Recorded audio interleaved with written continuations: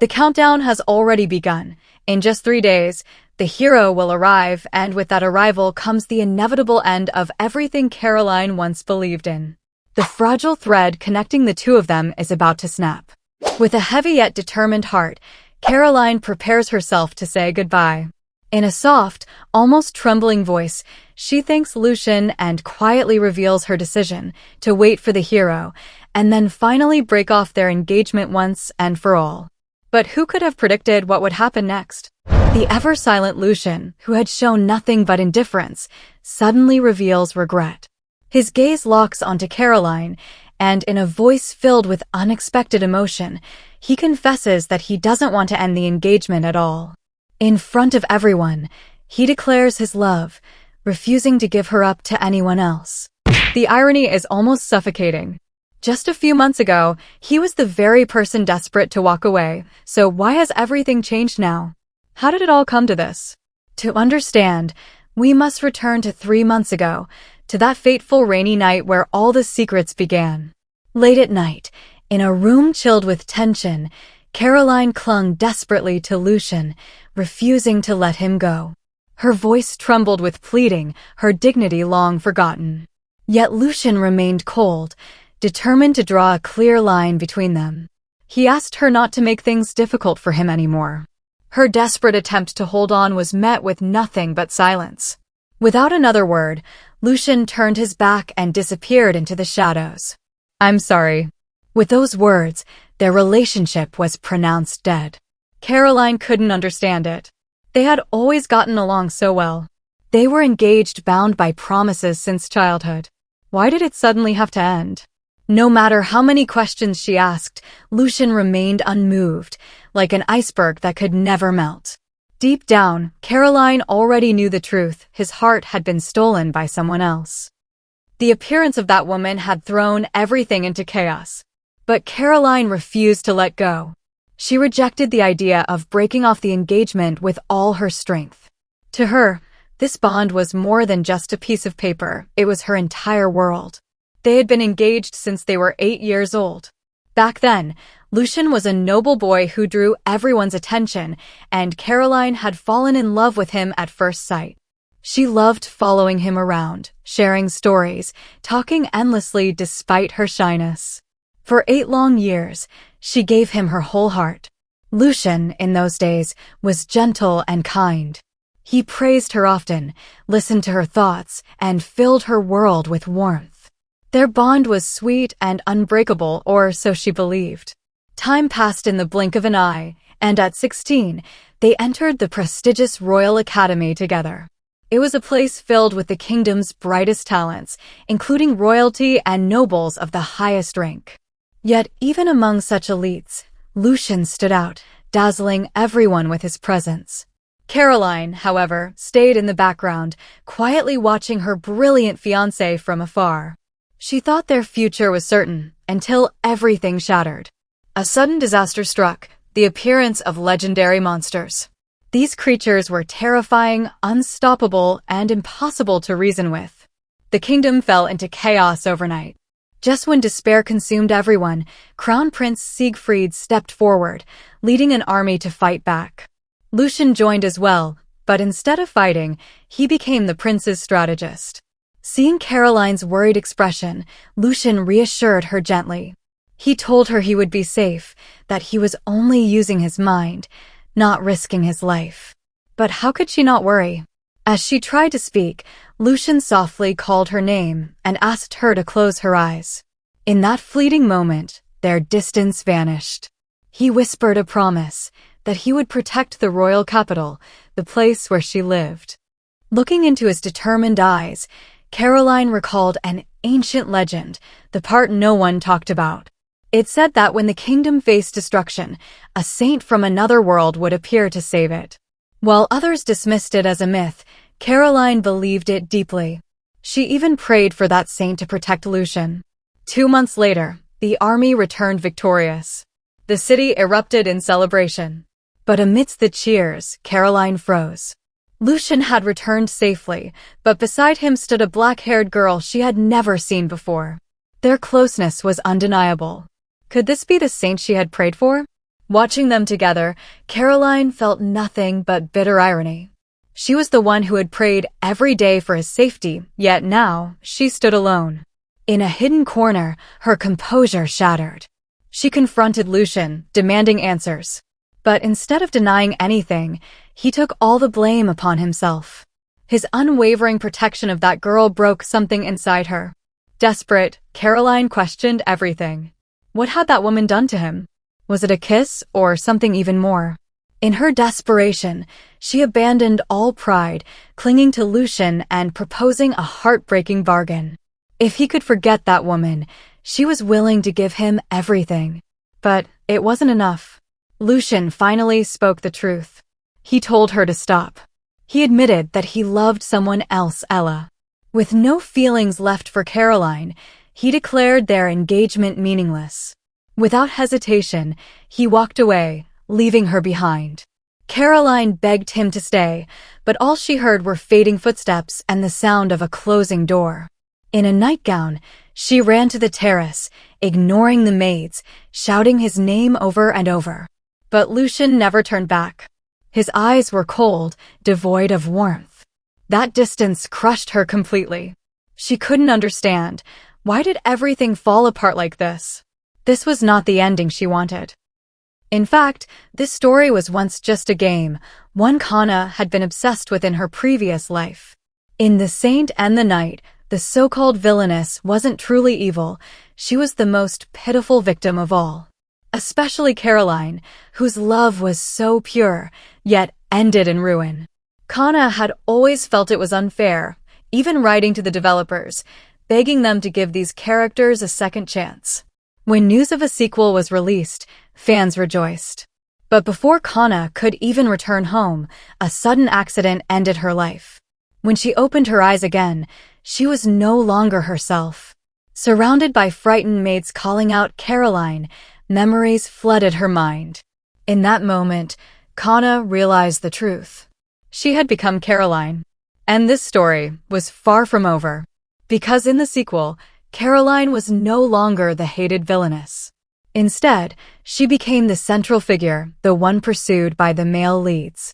A chance to escape her tragic fate, to be loved, to finally live a gentle life.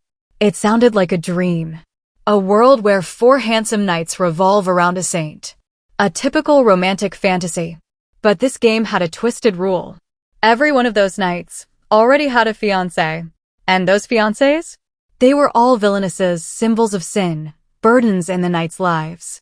The saint pitted the knights, believing they were trapped in loveless engagements. She swore to show them what true love meant. Kana stood frozen. This wasn't the story she remembered. Because the Lucien in this game was nothing but a complete scumbag. He publicly and almost proudly announced that he had finally found his true love, Saint Ella, completely abandoning the fiancé who had devoted her entire life to him. For Caroline, this wasn't just heartbreak, it was a complete and devastating collapse of her world. But before Kana could even finish venting about this absurd and bloody storyline, everything spun violently. In the blink of an eye, she was dragged straight into the game world itself. Just like that, she fell into a deep sleep for 3 whole days. When she finally opened her eyes again, her mind was overflowing with chaotic and fragmented memories.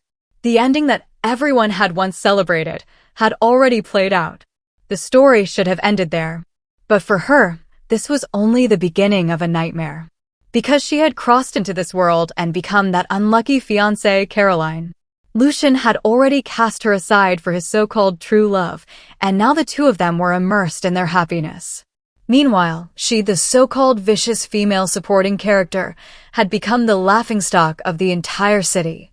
However, something even stranger began to surface. Wasn't this game supposed to be called For Knights? Then why, no matter how she counted, did it feel like a 5th presence had quietly slipped into the story? Her thoughts became even more tangled. Lying on the bed, Caroline felt as if her brain was overheating, like a CPU on the verge of burning out. Faced with this overwhelming situation, she had no idea where to even begin sorting things out. Before she could gather her thoughts, the door was suddenly pushed open.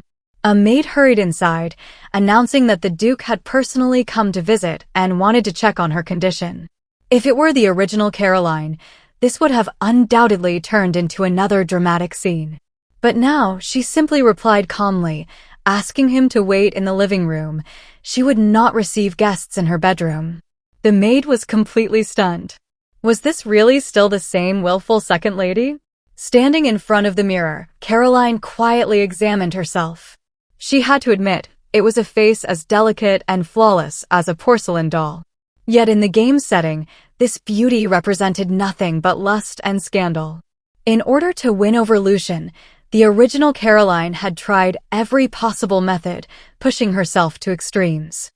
Within aristocratic society, she had been labeled selfish, obsessive, and unhinged. To everyone else, she was nothing more than a beautiful but empty vase, flaunting her looks without dignity. But Kana knew the truth better than anyone. This reputation was painfully unfair. Caroline was never a villainess. She was simply a girl who had given her whole heart to her first love without holding anything back. Watching her be misunderstood like this was unbearable. How could she be called vicious? She was just a foolish girl who loved too deeply. Now that Kana had become her, she silently made a decision. She would never allow the story to repeat itself. She would not let this cruel script continue to trap Caroline's life any longer. Adjusting her skirt, Caroline slowly walked into the living room. Although she had already decided to draw a clear boundary, facing this man again still made her heart feel uncertain. Lucien stood by the window, just as distant and untouchable as ever, as if the very air around him was frozen. In the original Caroline's memories, that lonely back had once been her entire world. Seeing him appear here, she couldn't help but feel slightly surprised. After all, in the past, she had to resort to tricks like pretending to be sick just to catch a glimpse of him. Anyone would have grown tired of that. This time, she greeted him politely, trying to maintain her composure. But Lucien's next words fell like icy water poured over her head. He stated coldly that he was only here out of obligation. Once he confirmed she was fine, he would leave. This distant and rejecting attitude wasn't without reason.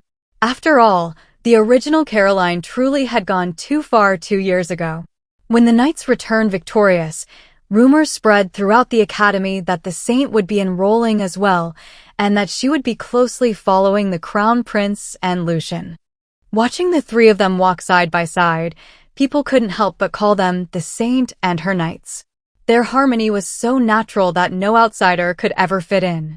Caroline could only watch from afar as Lucien drifted further and further away from her world. Even the chance to speak with him alone completely disappeared. In those painful memories, every time she saw him, she had to gather all her courage, reminding herself that she was his fiancé, that she needed to act gracefully and properly. Finally, she managed to muster enough courage to invite him to the territory's harvest festival, carefully choosing every word, afraid of making a mistake. But before Lucien could even respond, Ella suddenly appeared. Without hesitation, she naturally wrapped her arm around his, calling his name with bright familiarity. In that instant, all of Caroline's efforts felt like a cruel joke. The identity she had desperately tried to uphold meant absolutely nothing in front of such effortless intimacy. Some positions in life simply cannot be reached through effort alone. Perhaps that was the true beginning of her downfall. Caroline straightened herself and stepped forward as his fiancé, stopping Ella in her tracks. She reminded her that Lucien was currently discussing matters with her, and that such behavior in a place like the Royal Academy was inappropriate. Her words were reasonable, but Ella's reaction completely disarmed her. With teary eyes, Ella claimed she had just arrived and didn't understand the rules. She apologized while explaining pitifully, saying she only wanted to be friends with Caroline. This act of retreat was, in truth, a subtle advance. In an instant, Caroline was painted as the cruel and unreasonable one. As expected, Lucien's attitude softened immediately. The same man who had been cold moments ago now showed concern for Ella, the very person interrupting their conversation. Seeing her pitiful expression, Caroline's anger surged uncontrollably. She mocked her, telling her to leave, even bringing up the crown prince's fiancé to accuse her of lacking manners. The moment those words left her mouth, she regretted them. She knew exactly how she must look now, petty, jealous, and ugly. But that overwhelming jealousy, it was something she couldn't suppress. At that moment, Lucien stepped forward, placing himself protectively in front of Ella. His tone was filled with disappointment as he questioned Caroline. Why couldn't she show even a little kindness? He continued, praising Ella for working tirelessly to save the country, saying that someone like Caroline should understand such hardships better than anyone. Those words cut deeper than any blade. He wasn't just defending another woman, he was standing on moral high ground, completely denying Caroline as a person. After saying those final, crushing words, Lucien left with Ella without a single backward glance. Caroline was left alone, standing in the cold shadows, staring at the retreating figure of the person she loved most, her heart filled with unbearable grief. All she wanted was to go back to the past, to have him look at her the way he once did. She wanted to call out to him, to explain everything, to beg him not to leave, but her throat felt locked, as if something was strangling her voice. Not a single word could escape. That overwhelming sense of helplessness nearly drove her to despair. All she could do was watch as the person she loved drifted further and further away. In this world, Caroline had no freedom at all. Like a puppet bound by invisible chains, she was forced to follow the script, playing the role of a vicious and hateful supporting character. The thought alone was enough to send chills down her spine. Kana, witnessing all these memories, could only feel that this world was utterly insane. It trampled on a person's dignity without mercy. But even so, she couldn't deny one thing: the original Caroline's actions had indeed been extreme. Her hostility toward the saint was too obvious, too uncontrollable. In her desperation to win Lucien back, she had acted recklessly, ruining her own reputation and pushing everyone away. Kana sighed deeply. Even if Caroline deserved sympathy, the mess left behind was already beyond repair. Since Lucien himself had made it clear that he would never love her, there was no point in continuing this painful entanglement. Looking at him calmly, as if discussing something trivial, she finally spoke. Lord Lucien, let's break off the engagement. In that moment, she was no longer the pitiful supporting character begging for love. Caroline chose herself. She thanked him for everything and expressed her intention to go their separate ways. With quiet dignity, she smiled, deciding to put an end to this relationship once and for all. But Lucien didn't take her seriously at all. To him, this was just another one of Caroline's schemes. He even questioned what trick she was planning this time. Caroline froze for a second. It was clearly him who had wanted to break off the engagement first. She was only granting his wish. So why did it suddenly seem like she had ulterior motives? Lucien let out a cold, mocking sneer. I think she is just pretending to be tough now, putting on a calm front. As long as you truly agree to break off the engagement, she will definitely lose control again and create another dramatic scene. Looking at his self-righteous and almost arrogant expression, Caroline was left completely speechless. So in this man's eyes, even when she was finally telling the truth, it was still nothing more than an act? The reason Lucien refused to believe her was painfully simple. The original Caroline had gone too far in the past. Every time they quarreled, she would threaten to break off the engagement, only to break down crying and refuse to let go the moment he agreed. Now, in his mind, she was nothing more than a capricious and unstable lunatic. Realizing this, Caroline finally understood the image she had in his heart. In order to save herself from further humiliation, she quickly emphasized that this time, she was absolutely serious. She had even prepared the official documents. Seeing that Lucien was still doubtful, Caroline decided to act even more generously. She calmly stated that since the engagement was ending, Lucien could now marry his beloved without any hesitation or burden. But the moment those words left her lips, she noticed something change in Lucien's expression. Her heart skipped a beat. She immediately realized that she might have acted too differently from before, too calm, too composed. In order not to raise suspicion, she quickly softened her words, adding that from now on, they would simply go their separate ways, not interfering with each other's new lives. Only then did Lucien finally relax. He said that if Caroline was truly serious, then it would be a relief for him. Although he couldn't understand why she had suddenly changed so much, this outcome was undoubtedly the best possible result. Surprisingly, Caroline didn't feel even the slightest bit of sadness upon hearing this. Instead, her smile grew brighter, almost dazzling. She politely thanked him, then turned around and walked away without the slightest hesitation, leaving Lucien standing there alone. For a brief moment, he even had the strange impulse to stop her, but in the end, he didn't. And Caroline never once looked back. The moment she stepped out of that door, her thoughts were already racing ahead. She needed a plan. Should she head to the library first to search for information? Or should she meet that key person immediately?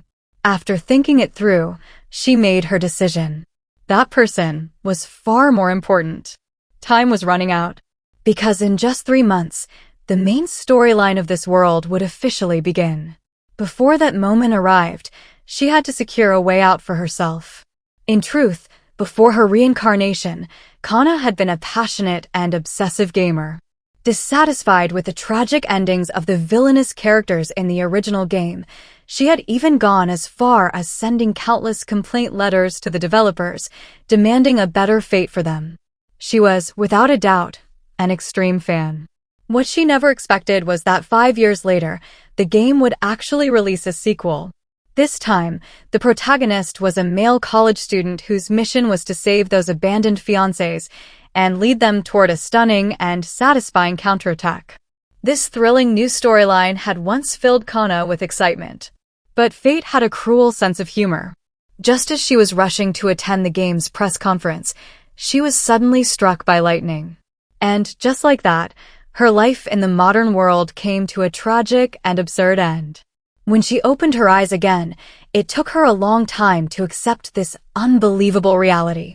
Not only had she crossed into the game world, she had become the very villainous daughter she pitied the most, Caroline. Since there was no way back, she had no choice but to live as Caroline. Fortunately, the sequel storyline would only begin in 3 months. At that time, a new hero would be summoned into this world, and Caroline herself would transform from a hated villainess into a heroine pursued by others. But she had no intention of waiting passively. The sequel introduced many new mechanics and hidden elements that didn't exist in the original game. She needed to prepare in advance. There was a key person she needed to meet immediately. However, just as she was waiting outside, a luxurious royal carriage approached from the distance. The coat of arms engraved on it clearly indicated a powerful and prestigious background. Who could it be, appearing at such a timing? The carriage door slowly opened. And stepping out of it was Ella, the legendary saint herself. Caroline couldn't help but feel a flicker of surprise. Why had this woman come here now? The moment they met, Ella immediately began her performance. She spoke in a soft, pitiful tone, claiming she simply missed Lucien too much and looked as if she feared being blamed. This kind of preemptive tactic had worked countless times against the original Caroline. But not anymore. Caroline had already seen through everything. Instead of getting angry, she responded with elegant composure. She even bowed slightly, openly praising Ella as the kingdom's most precious treasure. This unexpected reaction completely caught Ella off guard. Watching the confusion flicker across her face, Caroline sneered inwardly. Trying to play games with her? It was still far too early. When Ella asked about Lucien's whereabouts, Caroline simply pointed calmly toward the distance, stating that he hadn't gone far yet. But Ella clearly had no intention of leaving things at that. She deliberately asked what the two of them had discussed, her tone carrying a subtle hint of provocation. She even implied that, given their current relationship, meeting privately was inappropriate. Of course, she didn't forget to emphasize how worried Lucien was about her. Looking at the woman in front of her, Caroline felt as though she was watching a perfectly crafted illusion. Exquisite makeup, a carefully styled outfit, it was as if she had stepped straight out of an idol's handbook. That fragile, pitiful aura, combined with subtle displays meant to evoke sympathy, was all designed to awaken a man's protective instincts. It was undeniably effective. But Caroline also remembered something important. This saint, who constantly spoke of others worrying about her, had just married the crown prince 3 days ago. Watching Ella's seemingly troubled expression, Caroline felt nothing but disgust. How long did this woman plan to deceive Lucien? Without hesitation, Caroline reminded her that she was now the crown princess. Running around like this, wasn't she worried about causing concern? To her surprise, Ella showed no guilt whatsoever. Instead, she began to preach confidently about freedom and equality, insisting that marriage should not be a restriction and that men and women deserved equal independence. She carried herself as if she were the only enlightened one in a world of ignorance. Caroline almost laughed. Using equality as an excuse to maintain ambiguous relationships everywhere? In any world, that would simply be called shameless. As Ella prepared to leave as if nothing had happened, Caroline suddenly called out to her coldly. Since things had already come to this, there was no need to maintain any superficial politeness. Word by word, she issued a clear warning. Stay away from Lucien. Even then, Ella continued to play innocent. At that moment, Caroline finally understood this woman was far more calculating than she appeared. Although the original Caroline had been impulsive, she was still just a sheltered, noble lady. Facing someone as manipulative as Ella, it was no surprise she had been completely outplayed, even losing her reputation in the process. Ella continued her act, speaking about her concern for Lucien, even bringing up details from her wedding. She described how uncomfortable Lucien had looked that day. But was that really concern? No. It was nothing more than a deliberate display. A way to flaunt how deeply Lucien still cared for her. She even took on the tone of an elder, advising Caroline to treat her fiancé more gently. That was the final straw. Caroline tore down her facade completely. She declared bluntly that the engagement would soon be cancelled. Hearing this, Ella pretended to be shocked, repeatedly asking why. To Caroline, it was almost laughable. This woman clearly knew everything, yet still insisted on asking. Caroline gave a simple excuse, stating that they were no longer suitable for each other. But Ella refused to let it go, pressing further for a real reason. At that moment, Caroline suddenly understood. Why was Ella so obsessed with this engagement? Because she wanted to hear it directly from Caroline's own mouth.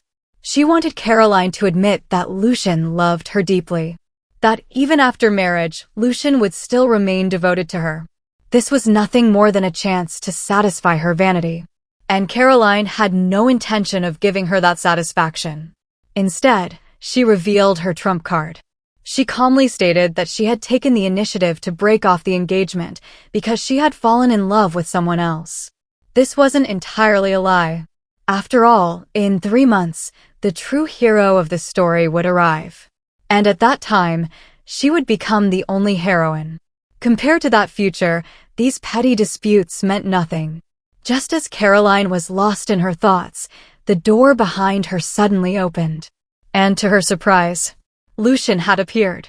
Ella immediately seized the opportunity, deliberately repeating that Caroline had found a new, true love, making sure Lucien heard every word clearly. Only then did Caroline realize. This had been a carefully designed trap from the very beginning. Through leading questions, Ella had forced her to confess. The methods of this so-called saint were truly meticulous. Every single step had been calculated. And yet, Lucien still had the audacity to mock her. He sneered, questioning how someone who had once chased after him so desperately could suddenly change her target so easily. Caroline almost laughed out loud, a bitter, trembling sound caught in her throat, because in the past, Caroline truly could never restrain herself, her emotions always spilling over uncontrollably. But that didn't mean her pain was ever false or exaggerated. Too long, suffocating years she had endured, forced to stand on the sidelines, silently watching those two grow closer, more intimate with each passing day. Who in this world could possibly withstand such slow, piercing torment? Since everything had come to this point, since accounts had to be settled, then let everything be dragged into the light and made painfully clear. Caroline brought up her 18th birthday without hesitation, her voice sharp with memory. He had clearly promised to come and celebrate with her, yet in the end, Lucien didn't just fail to appear, he didn't even bother sending a single message. His excuse had been work, something urgent and unavoidable, but the truth? He had been at the opera house, leisurely watching a performance with that so-called saint. Even the exact location, Caroline had known it all along, every detail etched into her mind like a wound that refused to heal. Now it was Lucien who stood speechless, utterly disarmed, as if he had never imagined that the secrets he believed were so carefully hidden had long since rotted away in the heart of the person he had hurt the most. Caroline didn't stop there. She tore everything open without mercy. In the secluded back garden of the palace, Lucien had embraced the saint, holding her close, whispering words of affection, even admitting that he preferred black hair. Back then, Caroline could only linger in the shadows, unseen and unheard, watching them flaunt their closeness again and again, her heart riddled with invisible wounds. Who could possibly understand that kind of agony? Yet the saint still dared to maintain her gentle facade, pretending to be kind, claiming that such accusations were far too cruel to Lucien. Caroline had no patience left for such hypocrisy. She simply wanted to end it all, to say goodbye and sever everything cleanly. Without a single backward glance, she ordered the carriage to be prepared. If her heart had already been shattered beyond repair, then she would disappear completely from their world, leave behind that suffocating place filled with conflict and humiliation. Ella, meanwhile, went directly to Marquis Aubert's residence, a family far from ordinary nobility. Their lineage ran deep, producing a queen every 3 generations, and now, the future queen of this era stood before her, Isabelle. Not only was she of unmatched status, she had been raised and trained from childhood to wear the crown with grace. When she heard that Caroline had taken the initiative to break off her engagement, Isabelle's eyes filled with admiration, as if witnessing something extraordinary. Yet as their conversation deepened, the poised queen-to-be began to falter, doubt creeping into her voice. She confessed she could not make the prince happy, that perhaps she was utterly inadequate. Caroline quickly cut her off, unwilling to let such thoughts take root. In her heart, only someone like Isabelle was truly worthy of standing beside Siegfried. The memory of the grand ball a year ago surged back, igniting a familiar fury within Caroline. Back then, desperate to catch Lucien's attention, she had dressed flamboyantly, going to great lengths to stand out, only to become the subject of ridicule throughout the entire hall. Nearby, the saint had been performing her delicate act, first claiming thirst, asking for water, then clinging to Lucien again moments later. Lucien, it seemed, adored that kind of soft, fragile gentleness beyond reason. The moment he stepped away, the saint's expression twisted into something cold and mocking. Leaning close to Caroline's ear, she sneered, reminding her that this was already the 5th dance, subtly urging her to be wiser and give Lucien more freedom. Before Caroline could respond, the saint suddenly staged a fall, collapsing dramatically. The moment Lucien heard the commotion, he rushed over, his eyes filled with concern and distress. It was such an obvious, low-level trick, yet at that time, Caroline found herself completely unable to counter it. The saint nestled into Lucien's arms, feigning innocence, even speaking on Caroline's behalf in a hypocritical tone, claiming everything was her own fault and begging Lucien not to blame Caroline. Then she shifted the topic to dancing, humbly admitting her skills were inferior, but insisting she had been practicing tirelessly just to dance with him. From the sidelines, Caroline saw through it all. Every word was a calculated move to shape the narrative, to make it seem as though she was the aggressor. Yet back then, Caroline couldn't control herself. She even offered to find a dance teacher for the saint, only for Lucien to refuse coldly, without a second thought. his tone sharp enough to freeze the air. Caroline had wanted to explain, but the words twisted as they reached her lips.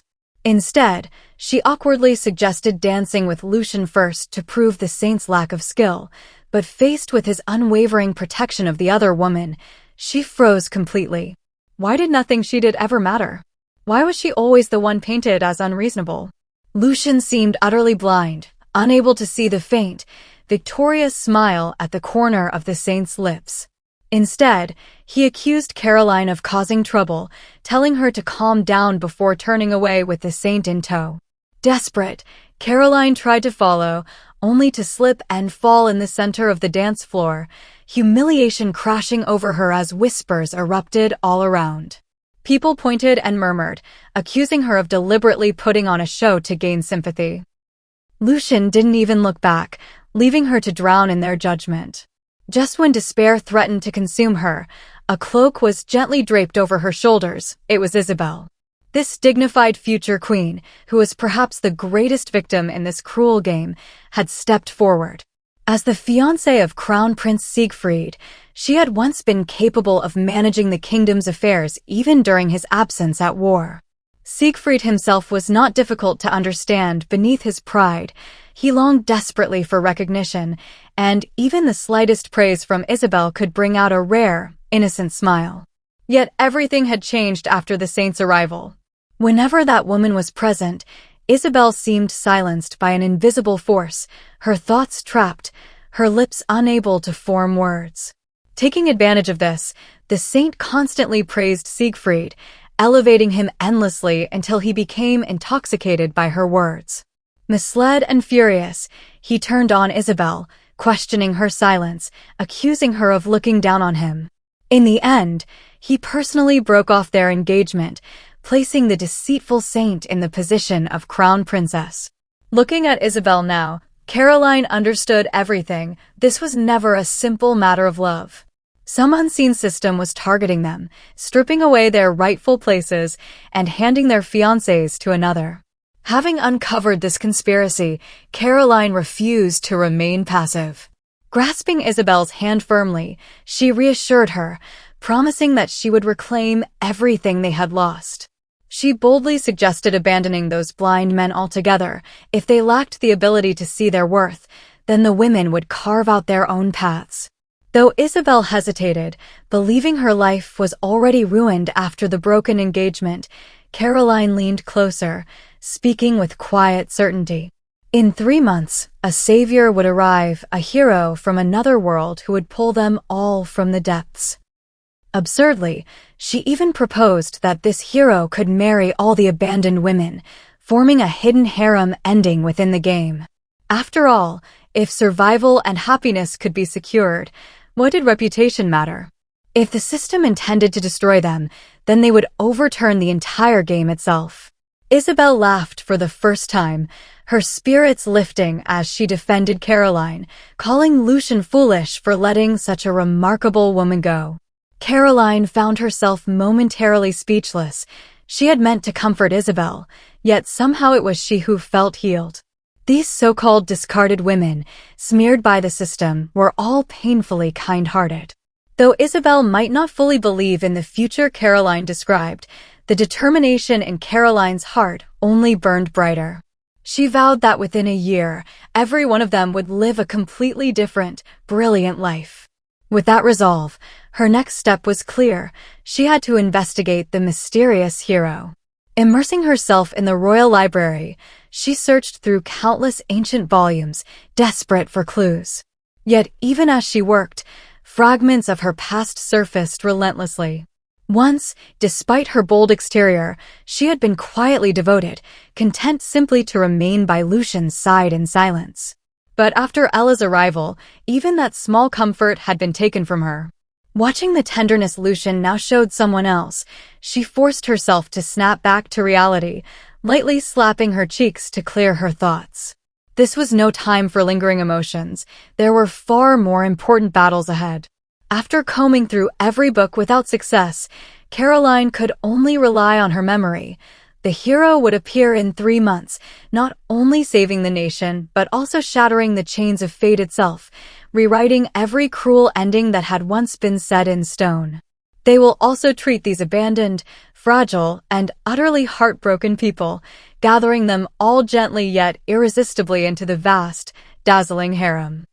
But the strange and unsettling thing is, the history books overflow with radiant legends about saints, glowing with reverence and admiration, yet she cannot even glimpse the faintest shadow of that so-called hero. Could it be that such a person might never appear at all? No, she refuses to accept that possibility. She must cling to this final, flickering hope, like a lone candle in the darkness, because if even that is extinguished, then truly, everyone is doomed beyond salvation. She strained her mind, desperately recalling the fragmented images from the game trailer she had once seen in her previous life.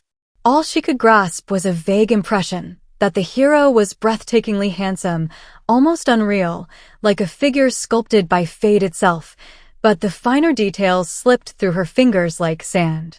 This maddening sensation of holding onto a secret too heavy to bear, yet having no one to share it with, pressed against her chest until it felt suffocating. At first, she had suspected that Isabel might have also traveled through time, carrying memories of the same world, but after careful probing and subtle testing over a long period, it became painfully clear Isabel knew nothing of the game, nothing of the cruel script guiding their lives. It seemed that in this vast, intricate world, Caroline alone was burdened with knowledge of the future's direction. No, that wasn't entirely true. She suddenly remembered there was still that Saint Ella.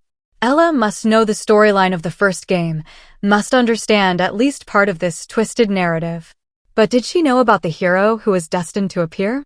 That remained uncertain, a dangerous unknown.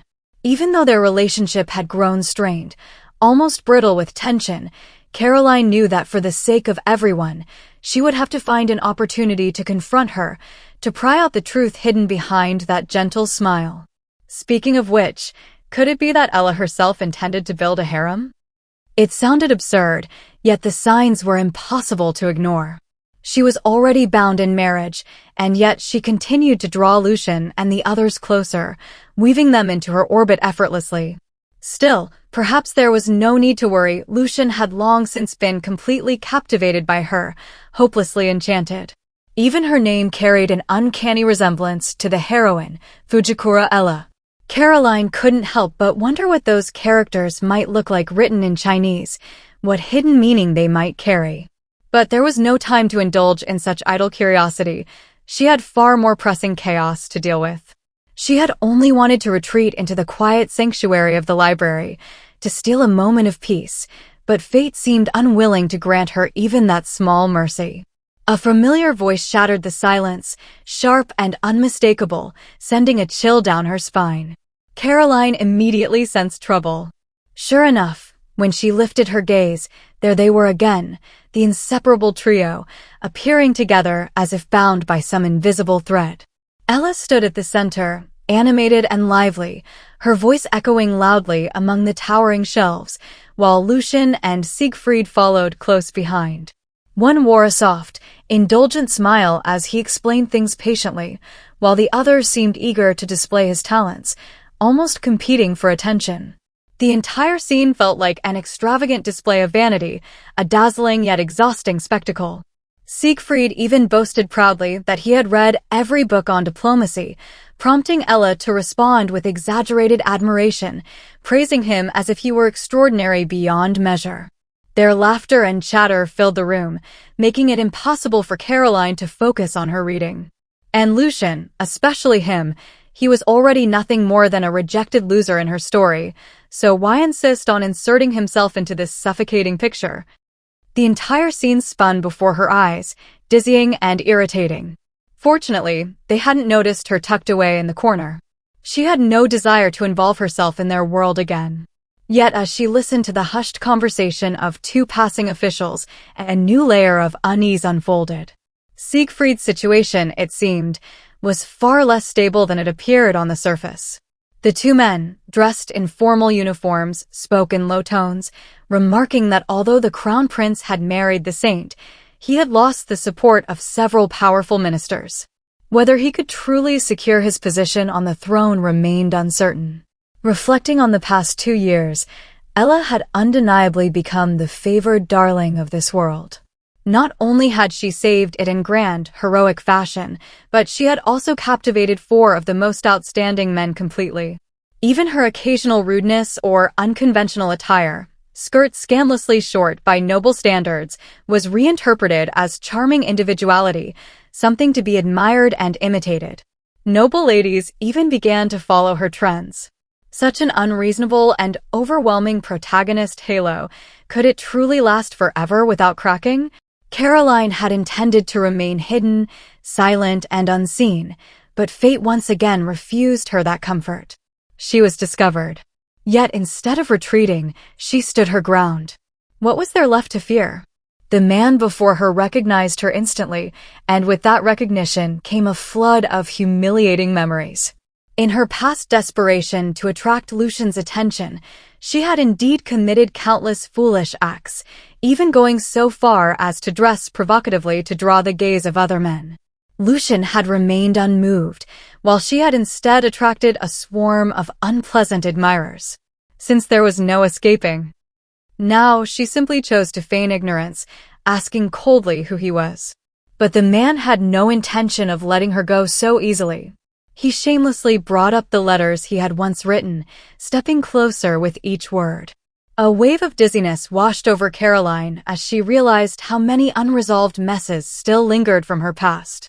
The man sneered, remarking with mock sympathy that having her fiancé stolen by the saint must have driven her mad. He laughed loudly with his companions, then, in an utterly shameless tone, suggested that since she was already abandoned, she might as well become his mistress. His hand even reached out, touching her hair without permission. Caroline's patience snapped. She shoved him away, her response nothing more than a cold, cutting sneer. Yet instead of retreating, he leaned in even closer, insisting that since her engagement would be broken anyway, he would gladly offer comfort to a fallen young lady like her. His disgusting expression made her stomach churn. This was the reputation the old Caroline had left behind, a pitiful, laughable toy in the eyes of others. Just as the situation threatened to escalate further, a familiar, icy voice cut through the tension like a blade. Lucien stepped forward, placing himself firmly between them, his gaze sharp and unforgiving as he questioned whether the man had never learned proper conduct, whether he truly did not understand the rules of silence in a library. The arrogant man from moments before immediately shrank, his confidence crumbling as he muttered an excuse and fled in embarrassment. Caroline couldn't help but mutter inwardly. Lucien, who had once been the loudest of them all, now lecturing others on decorum? It was almost laughable, like a thief crying, "Catch the thief." Though reluctant, she still offered a polite thank you. Strangely, Lucien did not leave afterward. Instead, he lingered, as if he had already seen through everything. He casually revealed that he had noticed her from the very beginning, even admitting that he knew her preferred seat. It had become a habit, he said, to glance there subconsciously. He had wanted to break off the engagement, yet this level of attention felt excessive, almost contradictory. Caroline casually inquired about the saint, and Lucien responded calmly, mentioning that she was dining with the prince, preparing to inherit royal heirlooms. Hearing one's fiancé describe another man with such ease created an unmistakable sense of irony. Then, as if nothing were amiss, Lucien turned his attention to the book in Caroline's hands, asking what she was studying so intently. Panic surged through her. There was no time to hide it. The page clearly detailed the weaknesses of magical beasts and even saints. Though she tried to explain it away, her heart pounded wildly. Before regaining memories of her past life, she had indeed once considered eliminating the saint. Quickly, she fabricated an excuse, claiming she was merely researching legends to see if there were other visitors from another world besides Ella. Lucien admitted he had never heard of such a thing, yet his next words carried an unsettling weight. He remarked that Caroline had always been prepared, sharper and more perceptive than most. He even suggested that if she discovered any new clues, she should inform him immediately. Internally conflicted, Caroline hesitated. She knew the hero would arrive in 3 months, but revealing everything now would be far too soon. As Lucien prepared to leave, she suddenly called out to him, her expression tinged with helplessness. She admitted that her father would never agree to break off the engagement so easily. Among high-ranking nobles, marriage was never a matter of personal choice. It was bound by complex interests and alliances. Worse still, her father believed Lucien's connection with the saint could bring greater benefits to their family. In contrast, Lucien had already persuaded his own family, leaving all the pressure on Caroline's shoulders. Yet she refused to yield. Instead, she declared with quiet determination that she had a plan. If she could find someone even better than Lucien, her father would surely agree. This clearly unsettled him, prompting him to ask whether such a person truly existed. Caroline offered no explanation, merely stating that she had already chosen someone before hurrying away, leaving Lucien alone with his thoughts, perhaps for the first time questioning whether he had been the one rejected. As she ran out of the library, the cool air felt like a release. She had come dangerously close to revealing too much. A soft sigh escaped her lips. Lucien could be considerate at times, but that very tenderness was a double-edged sword. Outwardly cold yet inwardly warm, he could never ignore someone in distress. It was likely that this very trait had drawn him to Ella in the first place, a simple act of sympathy that gradually twisted into something far more complicated, until he forgot the existence of his own fiancé. Looking at the way things had unfolded, Caroline had already made up her mind. Since this kind of misplaced gentleness only made his life more tangled and exhausting, then perhaps it was time for her to sever it completely, to reshape her destiny with ruthless clarity, and to ensure that when the long-awaited hero finally appeared, the stage would already belong to her and those she had chosen to save. Before she could even hide away, an invitation was delivered directly into her hands. The moment her eyes scanned its contents, her entire body stiffened. A dinner invitation from Saint Ella. And not just that, Ella had deliberately emphasized that she must bring her fiancé, Lucien. The maids surrounded her, their voices filled with admiration, praising her beauty without restraint. Yet Caroline only stared blankly at her reflection in the mirror. Does this outfit truly suit me? Will it seem too bold, too aggressive? After all, in everyone's eyes, she had once been a woman who lost herself completely over a man. The maids hurried to reassure her, shaking their heads earnestly, afraid she might spiral again. But the truth was undeniable. She was radiant now, brighter than she had ever been. In the past, in her desperate attempts to compete with Ella, she buried herself under heavy makeup, as if trying to carve her ambition directly onto her face. But this time, she had chosen differently. This soft, natural look only enhanced her beauty, giving her a quiet confidence that needed no declaration. There was still a faint hint of sharpness in her gaze, a villain's shadow lingering between her brows, but her elegance was undeniable, impossible to criticize. At last, Caroline smiled. A genuine, heartfelt smile. It felt like a breathtaking transformation. She was ready. Doris could hardly contain herself anymore. Before Caroline could even react, she spoke with emotion overflowing in her voice. Seeing that the lady has finally found herself again, it's better than anything. Memories of the past years resurfaced, those absurd, humiliating days. For Lucien, Caroline had attended countless banquets alone, sacrificing even the last fragments of her dignity. Every grievance, every silent tear, the maids had witnessed it all. But those days were gone. Now, Caroline understood everything clearly. From this moment on, she would live only for herself. She would wear what she loved, become who she wanted. Then Doris brought astonishing news. Lucien had personally come to pick her up. For the first time. Ever since Ella appeared, he had never spared Caroline a second glance. That woman always had an excuse. First it was something about a World of Warcraft, then a darkened crystal ball, endless schemes to steal away every man's attention. So why, this time, had Lucien come himself? Caroline suddenly dropped a bombshell. This would be the last time Lucien escorted her, because she intended to officially break off the engagement. The maids froze in shock. In the past, Lucien had always cast her aside for Ella, treating her as nothing more than a disposable shadow. But now, Caroline refused to endure that humiliation any longer. She gazed at her reflection, so refined, so vibrant. How could she have ever thought herself unworthy? For years, she had been suffocated by pressure, venting her pain through overeating until her figure deteriorated and her skin lost its glow. But after regaining memories of her past life, everything changed. She trained relentlessly, disciplined her body and mind. Now, her hair shimmered like silk, her figure restored to perfection. If Lucien could not cherish her, then she would carry this beauty forward herself, walking boldly into a new life, head held high. The maids were even more excited than she was, insisting she wear the most dazzling jewelry, determined to let all of high society see. Caroline was the center of attention now. The doors slowly opened.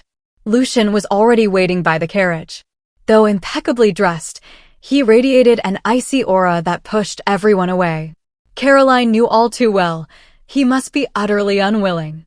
After all, tonight's host was Ella, the newly crowned crown princess, the woman Lucien loved deeply. And Ella had deliberately invited Caroline to bring her fiancé. Wasn't that practically a public execution? Yet Caroline remained composed, offering polite thanks for his escort. Lucien merely responded coldly, not even sparing her a proper glance. When she softly called his name, he didn't turn back, just uttered a curt remark and stepped into the carriage. The chill in his attitude was suffocating. Caroline couldn't help but sigh inwardly. This wasn't a dinner party. It was a battlefield. But it didn't matter. She had a mission tonight. As long as she could end this engagement cleanly, being ignored meant nothing. Still, once seated inside the carriage, the oppressive silence became unbearable. They sat facing each other, yet not a single word passed between them. Lucien stared out the window, expressionless, treating her as if she didn't exist. If he despised her this much, then she had to act quickly tonight. Watching his darkened face, Caroline suddenly realized he must be worried she would cause trouble again. So she spoke first, assuring him she would behave. She even offered him an escape. Once they greeted the crown prince, she would quietly disappear, leaving him free to spend the evening with Saint Ella dancing as he pleased. But instead of relief, Lucien grew even stranger. After a long silence, he asked abruptly, "Aren't you going to dance with that man tonight? The one you love so much?" Caroline was stunned. Where had that come from? She shook her head firmly, claiming that person wouldn't appear tonight. Lucien frowned, unconvinced. At an event like this, where elites gathered, how could that man be absent? Clearly unwilling to drop the topic, he pressed further. Cornered, Caroline could only fabricate a lie that the man was abroad. Only then did he reluctantly fall silent. Yet unease crept into her heart. If Lucien escorted her personally tonight, her family would surely misunderstand, believing their relationship had improved. That would make breaking off the engagement even harder. Before she could think of a solution, Lucien suddenly spoke again. "Why did you do all those foolish things?" Caroline blinked, caught off guard. Lucien began listing her past actions one by one, accusing her of seeking attention, of causing trouble for Ella, of dressing provocatively, as if she had branded herself with the word ridiculous. Each word felt like a blade. Though those actions belonged to the original Caroline, she now had to bear the shame. Listening to his cold judgment, a deep sadness welled within her. So this was how everyone saw her, a hopeless, obsessive woman.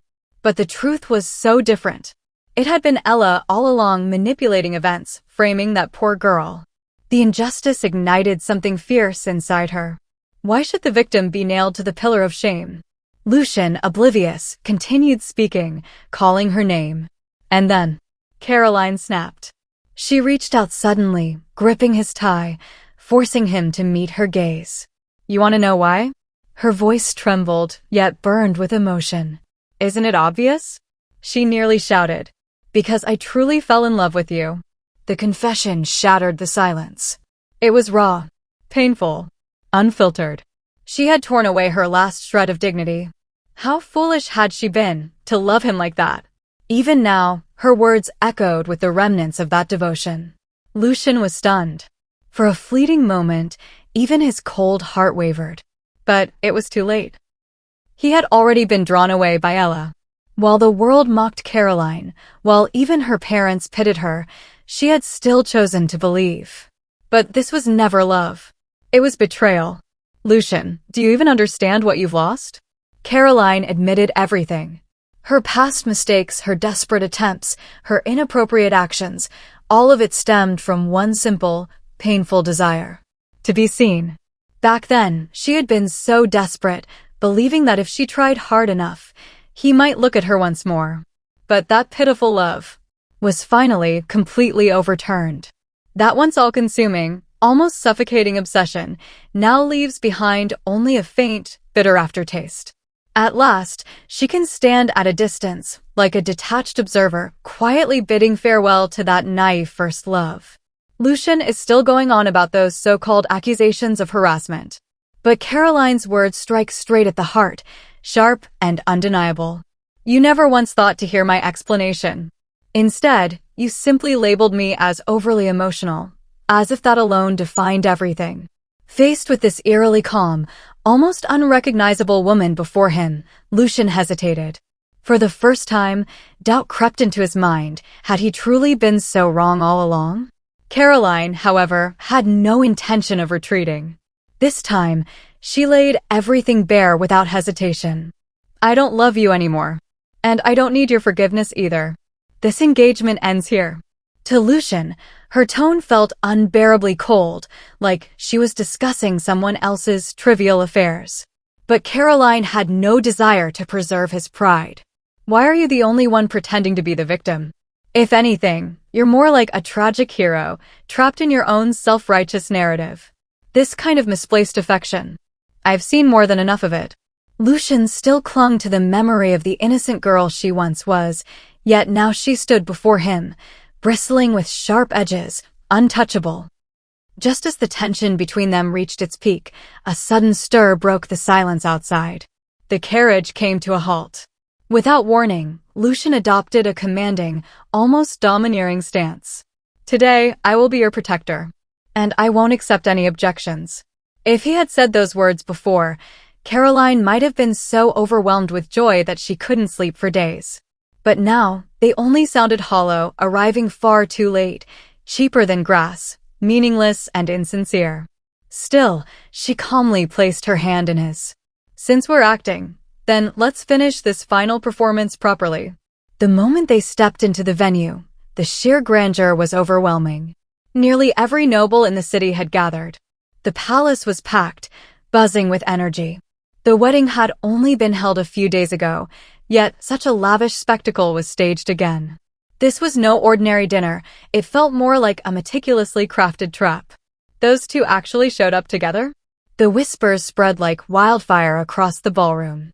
Everyone was eagerly waiting to see Caroline make a fool of herself again, placing bets on whether she would lose control for the saint tonight and cause another scandal.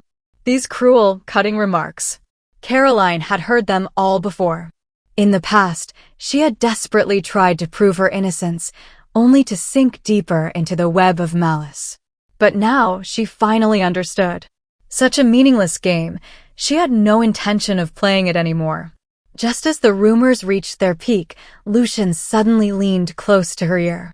Before anyone could react, he swept his gaze across the crowd, his expression icy and terrifying, like he could devour those gossiping tongues whole.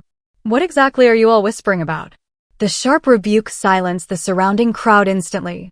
No one had expected it. Lucien, who was always distant and indifferent, had actually defended this so-called abandoned woman in public.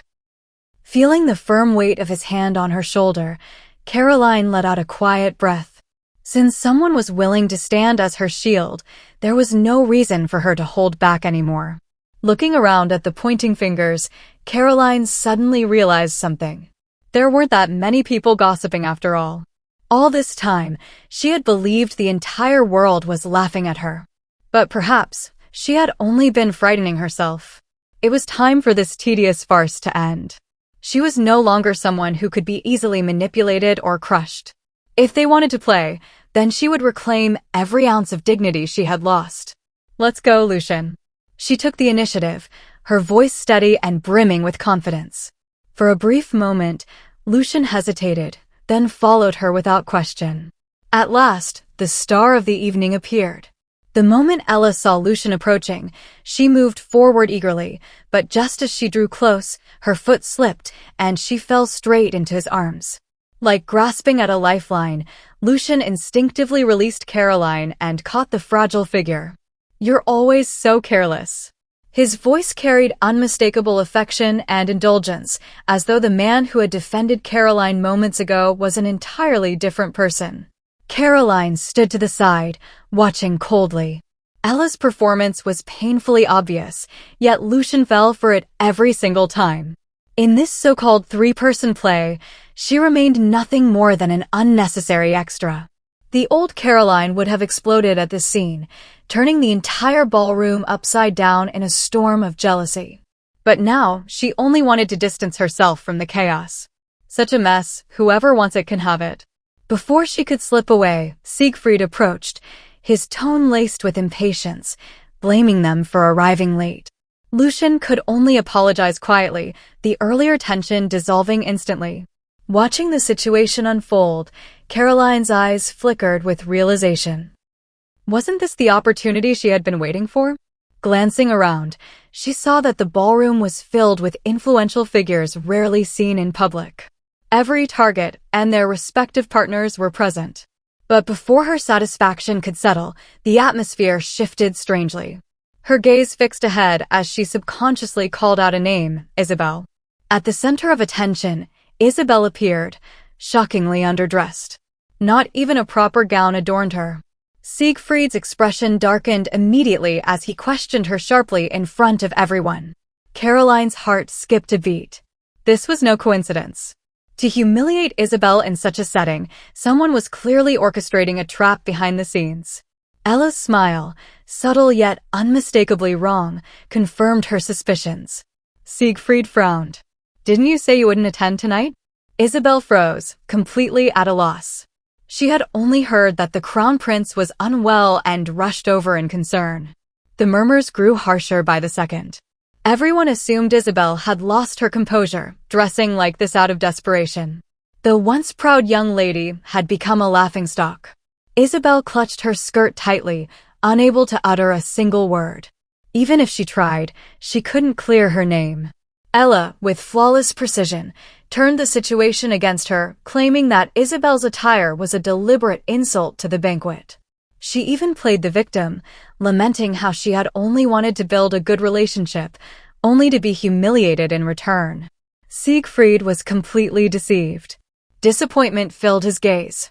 Isabelle, raised like royalty since childhood, had never faced such calculated cruelty. How could she possibly fight back? The whispers turned sharper. Was she truly fit to be crown princess? From the sidelines, Caroline saw everything clearly. This was a hunt, and Isabelle was the prey. Ella's move was ruthless beyond measure. Stealing a fiancé wasn't enough. She wanted to publicly destroy Isabelle, branding her as a madwoman forever. Just as Ella believed victory was within reach, Caroline stepped forward. With a gentle smile, she addressed Isabelle, her tone filled with admiration. She admitted she had once wanted to dress the same way, but feared she lacked the grace to carry it. The entire ballroom fell silent. Then Caroline continued, casually enlightening everyone. "Didn't you know? In the artistic capital of Useria, this natural, back-to-basic style is the height of fashion right now." In truth, she was bluffing. She recalled a game trailer from her past life. This trend wouldn't emerge for another 2 months. But to rescue Isabelle, she boldly fabricated the story, claiming she had received insider information from an artist. These nobles, ignorant of true art, were instantly captivated. Hearing it was the latest trend from the art capital, they began praising Isabelle instead, admiring her refined taste and forward-thinking elegance. Caroline's maneuver was flawless. Not only did it dissolve the crisis, but it turned Isabel into the center of admiration. Leaning close, she whispered softly, "Don't cry. The moment you show weakness, we lose everything." But Ella was no easy opponent. With a subtle shift, she twisted the narrative, arguing that pursuing nature didn't justify dressing so casually. Then she feigned innocence, as if she had spoken carelessly without intent. This tactic, advancing by retreating, was dangerously effective. The crowd quickly wavered, many siding with the saint, praising her wisdom. Caroline sneered inwardly. She hadn't intended to escalate things so soon. But if Ella insisted on pushing this to the end, then there was no reason to hold back. She walked straight toward Ella, smiling as she asked, had she forgotten their previous agreement? Even Siegfried looked confused. What agreement could they possibly have? Caroline turned to the crown prince, requesting permission to reveal it publicly. At that moment, Ella panicked. She hurriedly pretended ignorance, desperately trying to stop her. Even Caroline felt a flicker of doubt. She knew how insignificant she appeared. Who would believe her words? Just as hesitation crept in, Lucien stepped forward. Not only did he stand beside Caroline, but this time, unmistakably, he chose to support her. Caroline couldn't help but glance at Lucien secretly, her eyes carrying a faint, unreadable glimmer, as if trying to trace the outline of a man she once knew so well, yet now felt like a stranger wrapped in mist. With such a powerful figure presiding, Siegfried had no choice but to nod in agreement. A confident, almost dazzling smile spread across Caroline's face as she stepped forward, her presence instantly commanding attention. She cleverly brought up a crucial point in front of the entire Royal Academy, reopening old matters in the most public and dramatic way possible. Back then, the Crown Prince himself had admitted responsibility. He had asked others to take care of the newly arrived saint. But Caroline's words cut deeper. She exposed the truth that Ella only behaved like a saint in front of men, putting on a facade of gentleness. In reality, every private invitation from Isabel, whether for tea or gatherings, had been rejected. Why? Because Ella was too busy circling around those four men, treating everything else as insignificant. Caroline knew this better than anyone. There had never been any agreement between them. This was her gamble, a bold and dangerous one. Right before everyone's eyes, she crafted a narrative so convincing it felt real. She claimed Ella had personally asked her to point out any mistakes in the future, painting her as humble and virtuous. In one swift move, Caroline pushed Ella into the spotlight, no, into the fire itself. Ella froze, utterly stunned. She had never said such a thing. But Caroline didn't stop there. She understood Siegfried's nature, his love for praise, so she skillfully flattered him, her words smooth and irresistible. Now, if Ella dared to deny it, it would be equivalent to humiliating the crown prince in public. Caroline had seized the moment perfectly, drawing every gaze toward herself. This was her stage, her chance to strike back. And she was ready. She began by praising the crown prince and the aloof saint, commending their efforts in leading troops and defeating the monsters at the border. Her tone was filled with admiration, at least on the surface. But just as they were about to bask in that glory, she shifted the conversation sharply. Her voice turned serious, heavy with meaning, as she spoke of the displaced people. The border villages still lay in ruins, their people starving, struggling to survive.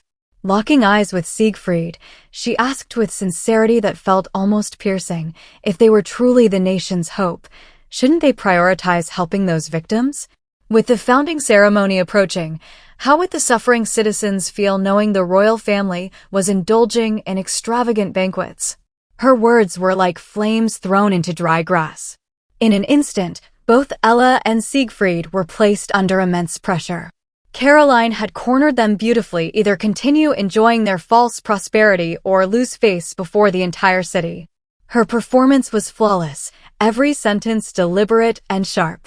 She even invoked Isabel, portraying her as someone who silently supported the saint's decisions through actions. The fabricated agreement now sounded undeniably real.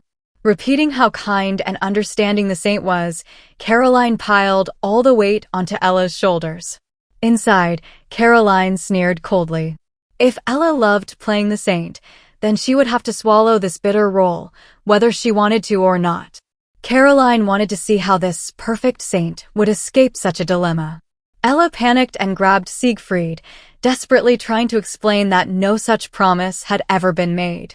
But before she could finish, another voice stepped in. Lumina spoke up, testifying that there had indeed been an agreement. Clarisse followed immediately, insisting she had witnessed it too.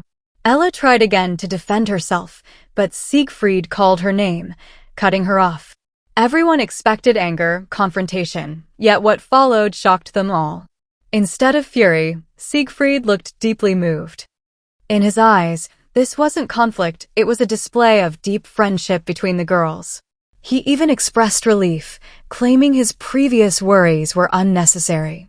Publicly, he declared that once he inherited the throne, he would learn from these outstanding women, listening more to the advice of friends like Lucien. One by one, he thanked them: Caroline, Lumina, Clarisse, and finally, he mentioned Isabelle specifically. He promised that he and his future wife would remember this lesson. His words stunned the entire hall into silence. Isabelle quickly stepped forward, masking her emotions as she expressed loyalty, praising the crown prince's future rule. Siegfried, ever the master of charm, returned the favor by glorifying Isabelle as the most noble and beautiful of all. Caroline stood there, slightly overwhelmed. She had never witnessed such a situation before and could only respond with a polite smile, claiming she simply wished to help. Deep down, however, she knew the real support had come from Lumina and Clarisse. Later, she thanked them privately. Lumina, blunt as ever, admitted she had long disliked those people and was delighted to teach them a lesson. Clarisse, on the other hand, felt she hadn't done enough. Watching her, Caroline felt a strange warmth. This younger girl was far more reliable than she appeared. Seizing the moment, Caroline suggested they all become close allies from now on. To her surprise, everyone agreed enthusiastically. It suddenly struck her. Within the original storyline, these four had rarely even met. Someone had clearly been preventing their alliance. Now that they stood together, Caroline proposed forming a united front, sharing information to survive their difficult circumstances. Clarisse sighed softly, confessing that if things continued like this, her engagement would be cancelled next month. It felt like being pushed to the brink. Caroline smiled gently, comforting them all. Let the saint handle the liars. What mattered was that they looked toward a brighter future. They even made plans to visit her home for tea next time. These women, once trapped and toyed with by fate, were finally preparing to fight back. Caroline extended an invitation to Isabelle, expecting refusal. But Isabelle's response silenced them all. She admitted she had known everything. This visit was never simple, and that man had never truly cared for her. Yet, she still walked into the trap willingly, because only by witnessing that cruel truth could she force herself to let go completely. Caroline said nothing. She simply stepped forward and embraced Isabelle tightly, offering silent comfort. For the first time, Isabelle didn't have to maintain her dignified smile. Her long-suppressed pain erupted, leaving everyone deeply moved. It became clear, behind the strongest appearances lay the deepest scars. Even Clarisse, who cared so much about her image, couldn't hold back her tears. She confessed how suffocated she had been feeling. Lumina, startled, hurried to comfort her, but emotions spread quickly. One by one, they all let their guards down. Caroline looked at them, her heart unexpectedly at peace.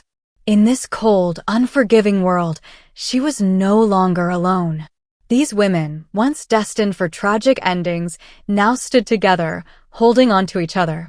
In that moment, their fears and anxieties melted away. As the dinner ended, Caroline sat in the carriage, gazing out at the quiet night. Her heart felt stronger than ever. What had been a trap set for her had turned into an opportunity, a powerful alliance. These girls were nothing like the cold characters from the original story. They were warm, real, and vibrant. It felt as though she had suddenly gained several sisters. A bold, almost ridiculous thought crossed her mind. What if they could all live together, alongside a perfect husband, free from schemes and intrigue? The idea alone made her happy. She couldn't hold back and let out a soft laugh inside the carriage. Lucien, sitting opposite her, looked puzzled and asked what amused her so much. Caroline quickly suppressed her smile, brushing it off as nothing. After all, if she revealed such a shocking thought, Lucien's reaction would be priceless. But Lucien wasn't fooled. He had already seen through her, teasing her for giggling to herself. Caroline stubbornly insisted she was just like that by nature, though inwardly she felt confused. According to the original plot, Lucien should have stayed behind at the venue. Yet here he was, sitting beside her in the carriage.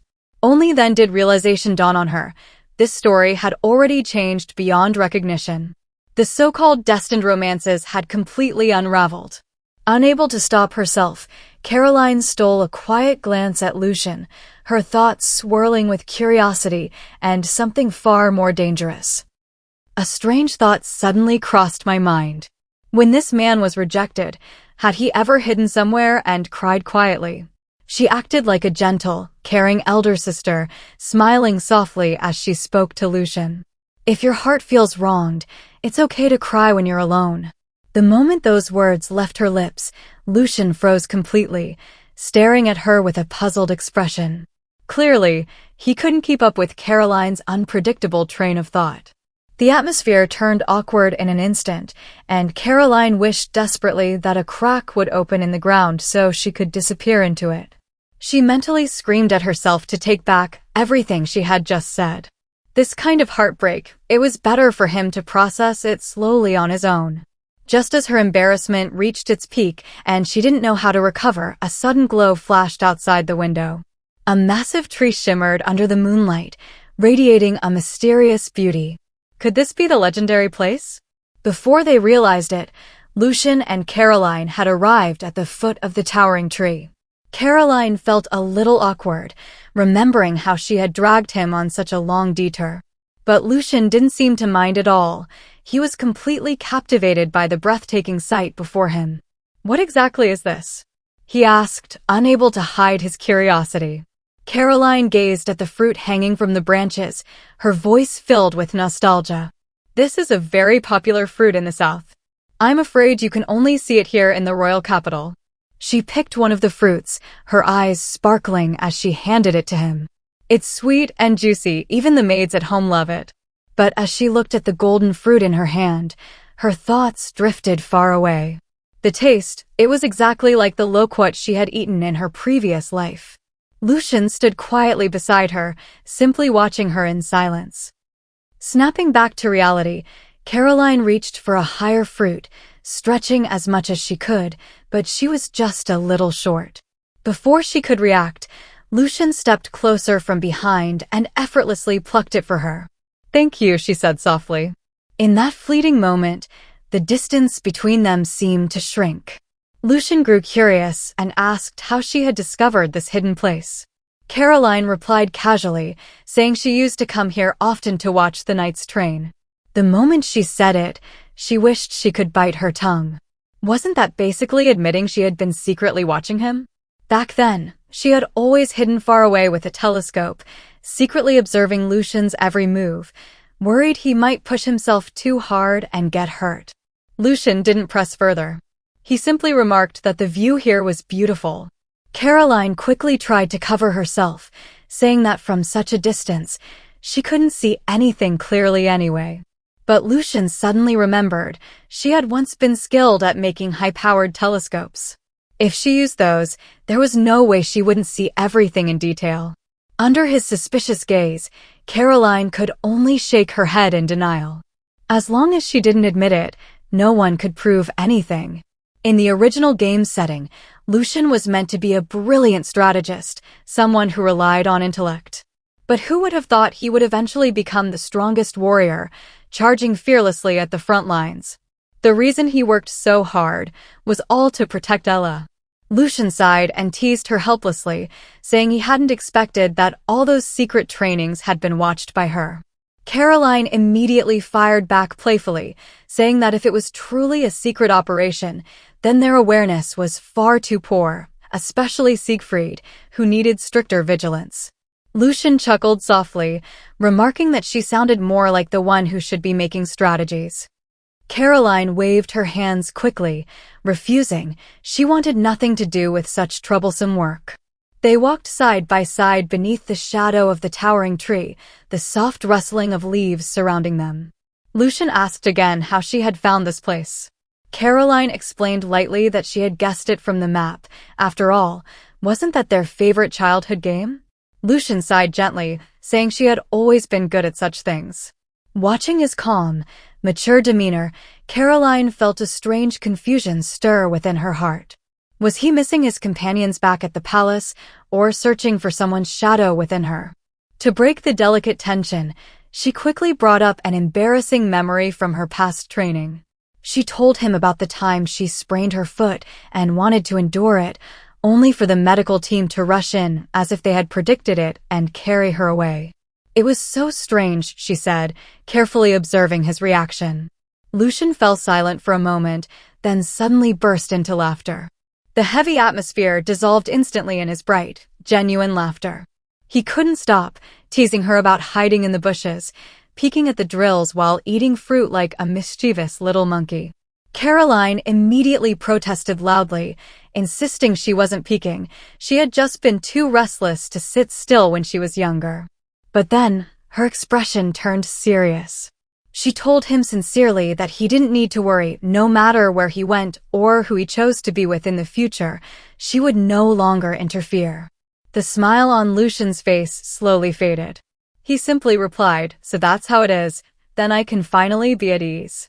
His tone was calm, but something felt distant. He began chatting casually, asking about the southern territories. Caroline answered smoothly, even demonstrating detailed knowledge about the family business he was about to inherit. Though it seemed like an ordinary conversation, every word carried subtle probing. Lucien was testing her identity. Eventually, he couldn't hold back and pointed out that she didn't need to be so guarded. He was simply surprised at how tactful and clever her speech had become. It was easy to get drawn into her words. Caroline lifted her head and retorted firmly, insisting she had done nothing wrong. Instead, it was Ella who had humiliated Isabel in public, which was undeniably rude. As expected, Lucien instinctively defended Ella, saying it had only been a mistake with the invitations. He emphasized that Ella came from another world and hoped everyone would show her more understanding. Hearing this again felt like noise echoing endlessly in Caroline's ears. Ella works so hard, others exclude her, it's always someone else's fault. But suddenly, Lucien stopped speaking. A faint, self-mocking smile appeared on his face as he admitted that defending Ella had become an instinct deeply ingrained in him, even he found it hard to believe. Seeing the loneliness in his expression, Caroline understood clearly. He had never truly let go of that relationship. After all, watching the woman you love marry someone else, and then attending her housewarming celebration, anyone would find that unbearable. There must have been countless words buried deep in his heart, yet because of his status and pride, he could only swallow all his grievances in silence. Lucien quickly composed himself, returning to his calm and rational demeanor. He agreed that now was not the time for celebrations. Rebuilding the territory was far more important. He even admitted he regretted not stopping it earlier. Looking at Caroline again, he couldn't help but sigh in admiration. He hadn't expected her to speak so boldly in front of His Highness. Such courage and honesty revealed a side of her he had never seen before. Caroline felt that he still didn't truly understand her. In reality, Lucien was just like her. Both of them were victims of this cruel game of fate. Even if love no longer remained between them, they had once been childhood companions. She still wanted to do something for him, to lighten his burden, even if just a little. Just as Lucien was about to say something, Caroline suddenly interrupted him, her tone filled with excitement and determination. She asked him to listen carefully because she might actually have a way to help him and Miss Ella end up together. Lucien froze completely, stunned by the sudden and absurd turn of the conversation. For a long moment, he couldn't even find words to respond. Caroline, however, looked completely serious, as if she had discovered the perfect solution. Lucien tried to remain rational, reminding her that Ella was already Siegfried's princess. This would be a direct provocation against the royal family. But Caroline refused to listen, convinced she was a genius who had found the only answer.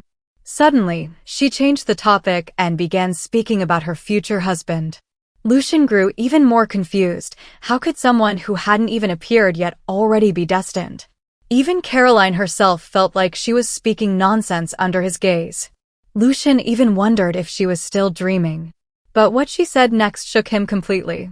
She declared that man would be the hero who saves the world. Was this a prophecy, or was she simply out of her mind? To Lucien, the world seemed peaceful. After all, Ella had already saved the kingdom. But Caroline knew better. This was only the calm before the storm. A far greater crisis was about to arrive. Seeing his disbelief, Caroline quickly tried to smooth things over, saying that a new hero would appear anyway and clean up all the chaos. Yet the more she explained, the more absurd it sounded. In the end, she could only awkwardly skip ahead, leaving everything hanging in uncertainty. After spinning grand tales about a hero destined to save the world, the shocking twist emerged. He was apparently planning to build a massive harem. Lucien stood there, utterly bewildered. The so-called savior of humanity, collecting lovers? Meanwhile, Caroline wore a serious expression, as if she were explaining some groundbreaking scientific theory. One man, surrounded by countless beauties. The more she spoke, the more animated she became, her imagination running wild with the idea of gathering more and more wives. Lucien could only stare, completely dumbfounded. The word harem echoed again and again until he finally snapped, raising his voice at her. Did she even understand what she was saying? But instead of backing down, Caroline's smile only grew brighter.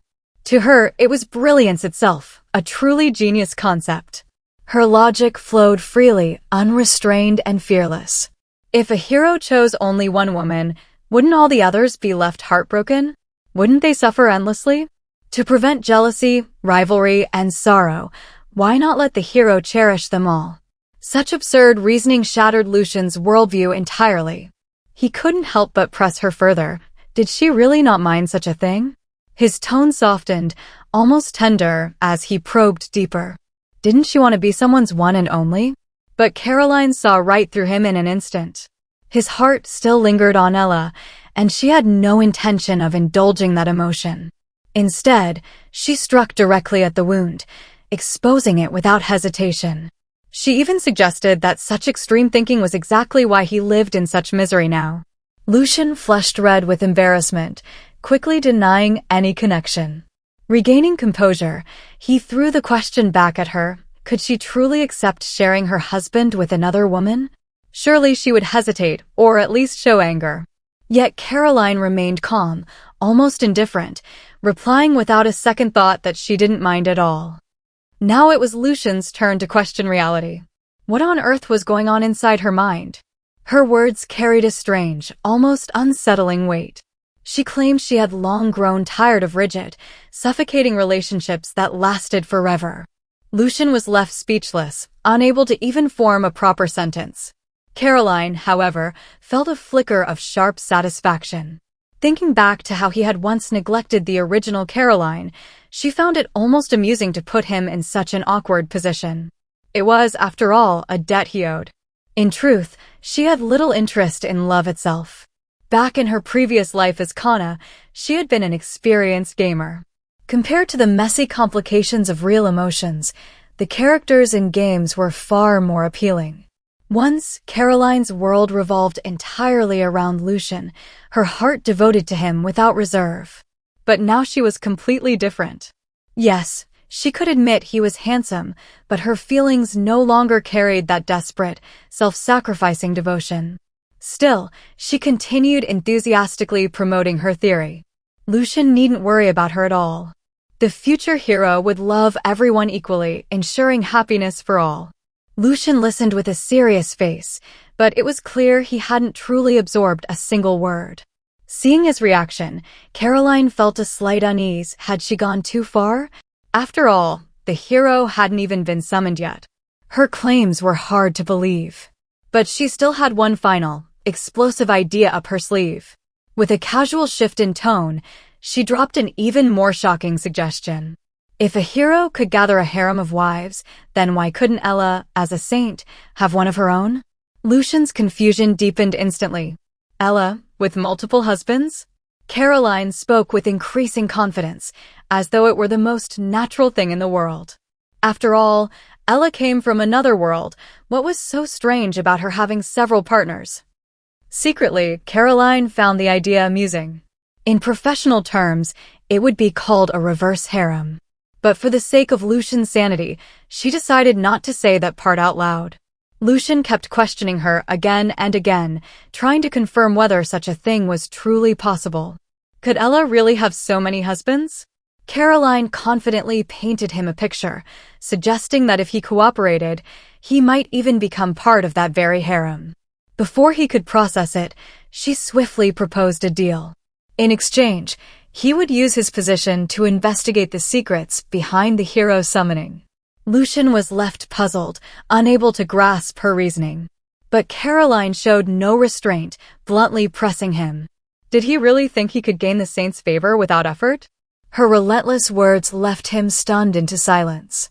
In reality, Caroline's mind was racing with calculations. Lucien was a trusted confidant of the crown prince, holding immense influence and connections, exactly what she lacked. If she could leverage his authority, even the most inaccessible records would be within reach. Seeing her determination, Lucien finally gave in and nodded. Caroline's smile shone brilliantly. The hardest obstacle had finally been cleared.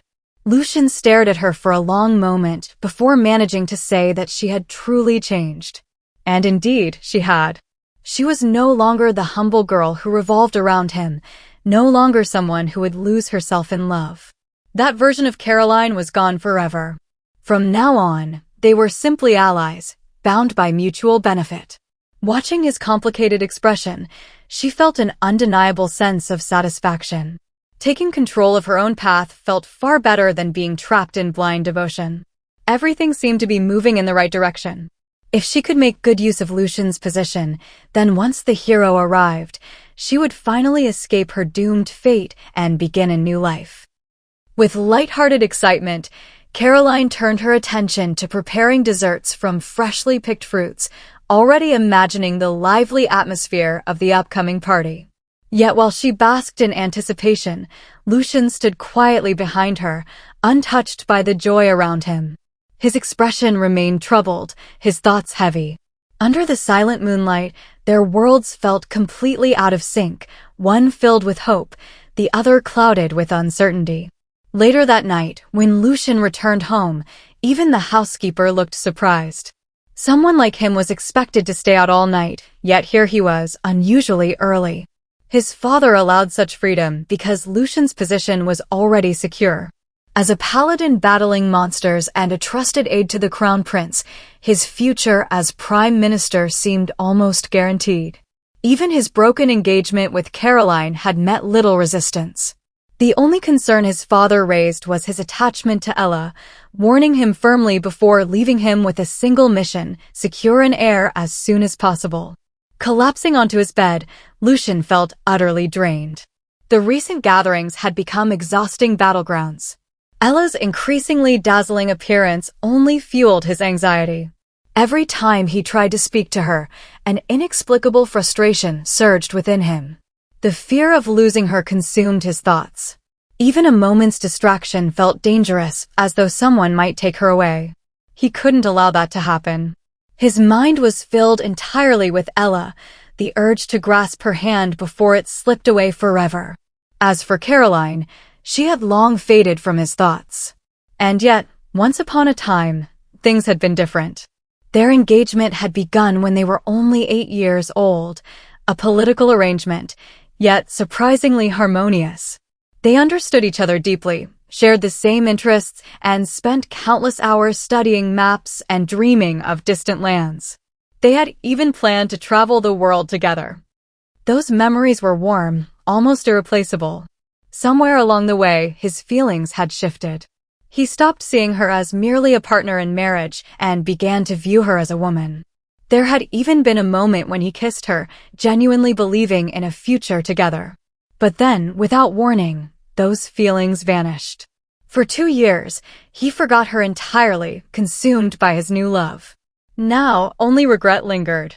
When had everything become so tangled? Was it because of Ella? Or something else entirely? His thoughts drifted back to the battlefield, a place that felt like endless hell. Monsters swarmed without end, pushing everyone to their limits. In that desperate moment, a single thought had crossed his mind. If only Caroline were there, with her sharp mind and strategic brilliance, she would surely find a way out, like solving a complex board game with ease. It's a pity that he thought she was already dead, a regret that lingered like a shadow. Perhaps he would never see that woman again.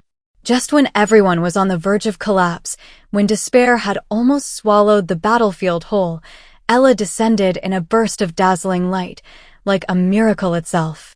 She declared herself to be the legendary Crystal Saint, a savior sent to rescue this world from ruin.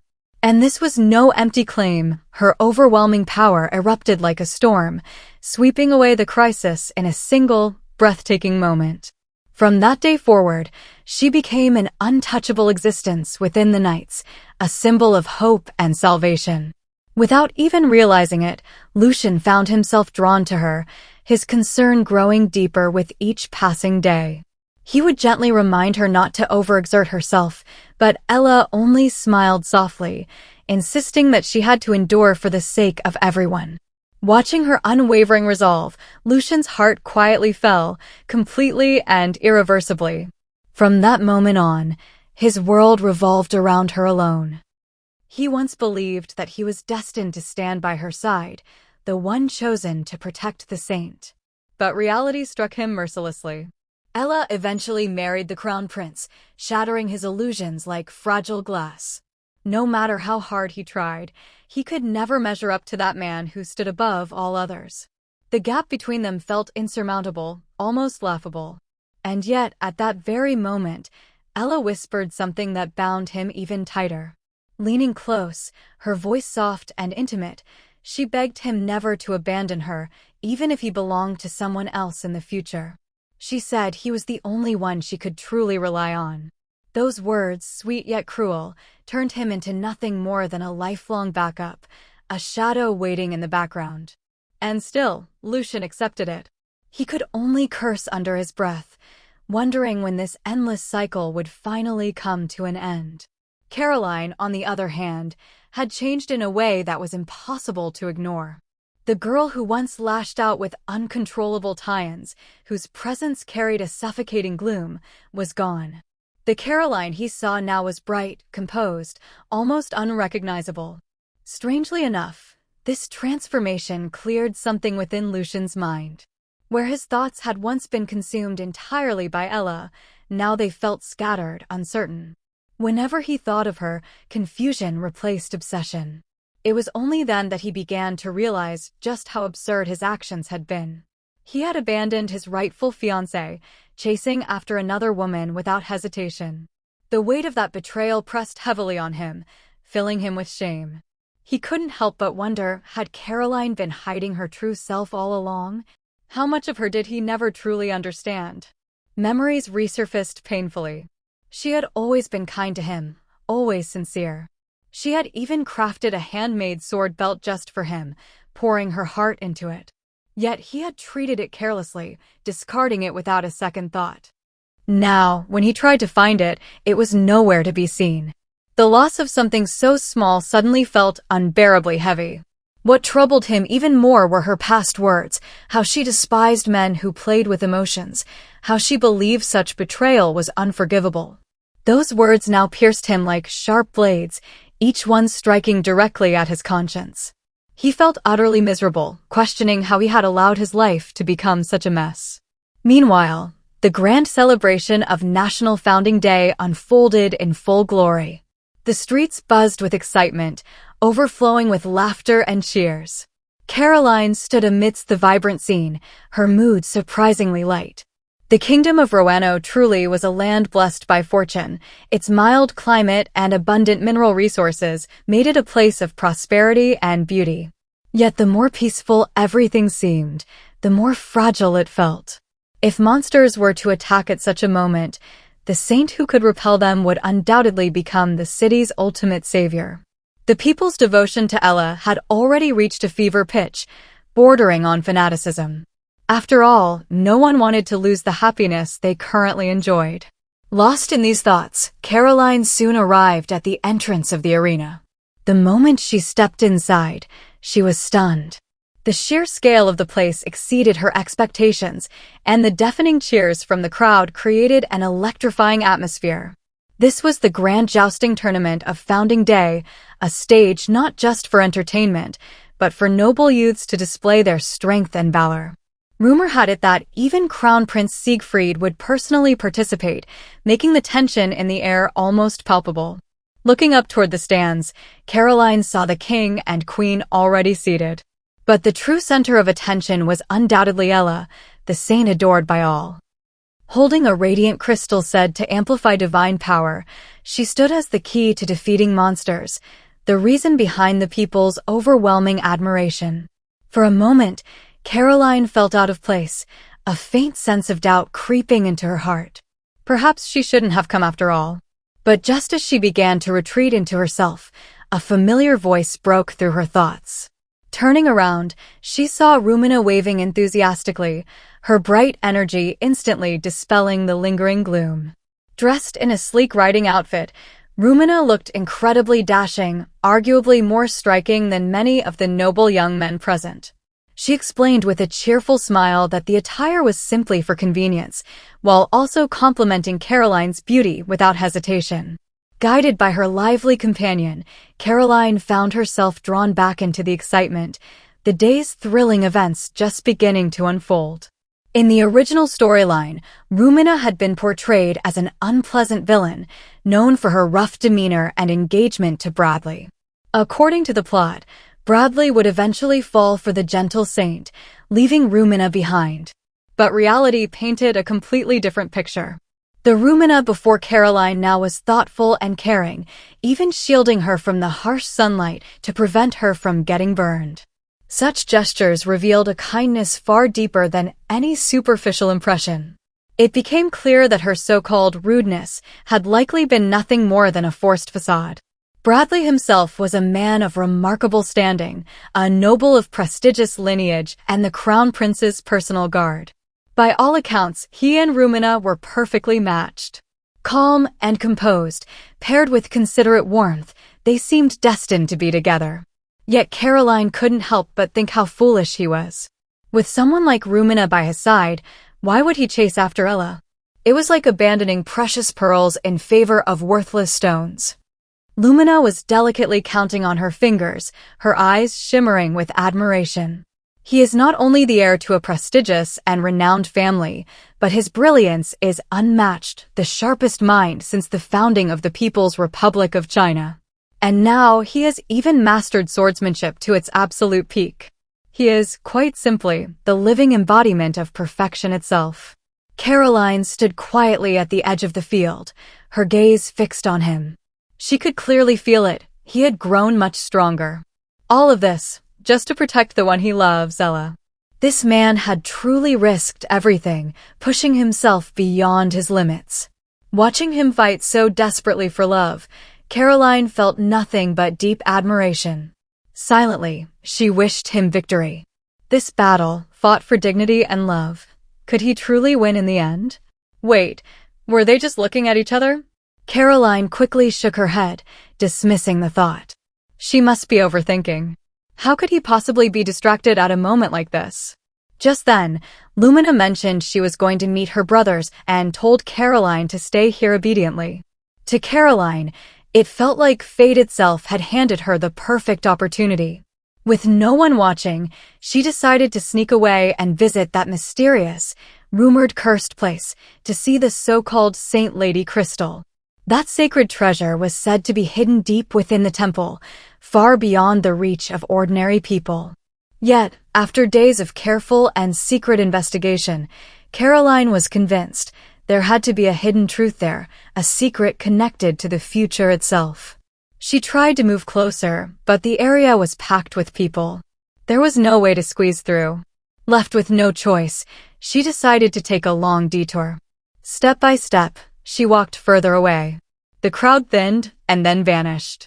The silence became unsettling, almost eerie. The path grew stranger and more unfamiliar, and her heartbeat began to quicken. Had she taken the wrong way? Suddenly, a low voice called out from behind. Caroline. Her entire body froze. Why was Lucien here? Shouldn't he be on the field right now, preparing for the match? With no way to escape, she forced herself to turn around and greet him, wishing him success, hopefully even better than last year. Lucien looked puzzled. Caroline hurriedly explained, insisting she would never behave like before, no more shouting or waving flags like an embarrassment. But to her surprise, Lucien softly replied that he didn't mind. He actually wanted her to cheer for him like before. Caroline firmly refused. She admitted honestly, she didn't even want to be here. If it weren't for uncovering the truth, she wouldn't have come at all. As she looked at him more closely, she noticed something different. His hairstyle had changed, and with it, his entire aura. He seemed more mature now, even possessing a charm she had never noticed before. With a playful smile, she leaned closer and teased him. You've become so handsome. You should definitely take off your helmet when presenting flowers. I guarantee the saint's heart will start racing instantly. Lucien said nothing. He simply stared at her in silence. Only after a long pause did he respond, his voice low and restrained. That's when Caroline realized how close she had gotten. Flustered, she quickly made an excuse to leave. But Lucien suddenly stopped her. There was a suppressed tension in his voice as he questioned her, was she here for that so-called hero? Did she come specifically for him? Caroline didn't hide it. She admitted it openly, yes, she came for that person. In an instant, Lucien's expression darkened. He wanted to see for himself, what kind of man could make her feel this way? As long as the hero arrives in time, everyone can be saved. Caroline felt that, finally, she could do something meaningful for her companions. Facing Lucien, she maintained a polite distance. After all, as his ex, she shouldn't waste his precious time before the match. Lucien seemed like he wanted to explain something, but no words came out. Caroline simply offered her blessings and turned to leave. After taking just 2 steps, she suddenly turned back again, leaned in slightly, and reminded him once more, don't forget to take off your helmet when you present the flowers. That's the key to winning the saint's heart. And with that, she ran off without looking back. Lucien stood there alone, frozen in place. Only when his colleagues came to urge him did he snap back to reality. The battle was about to begin. Looking at Siegfried on the stage, memories flooded his mind. To him, this man was not just the future king, but once the person he admired most. He had once been willing to follow him for life, to stand as his right hand. But somewhere along the way, everything changed. He realized he no longer wanted to lose. That uncontrollable desire burned within him, leaving him restless and exhausted. And yet, the moment he looked up at the center of attention on the field, his obsession only grew stronger. Especially when the saint appeared. The possessiveness in Lucien's eyes could no longer be hidden. How he wished that her gaze would belong to him alone forever. He would never allow Siegfried to take her away. For 2 whole years, this thought had poisoned his mind, tormenting him day and night, slowly driving him to madness. The fear of losing her clung to him like an unrelenting fever. He couldn't calm down, couldn't escape. This overwhelming feeling had actually begun in his childhood. Back then, he carried the weight of countless expectations, so heavy that he could barely breathe. To escape it all, he shut himself away, finding solace only in books and maps. A secret world where no one else could enter. Until Caroline came into his life. She brought light into his empty world. They read together, dreamed together, Those were the calmest, most peaceful days he had ever known. But he destroyed it all with his own hands. Lucien stared at the flower in his hand.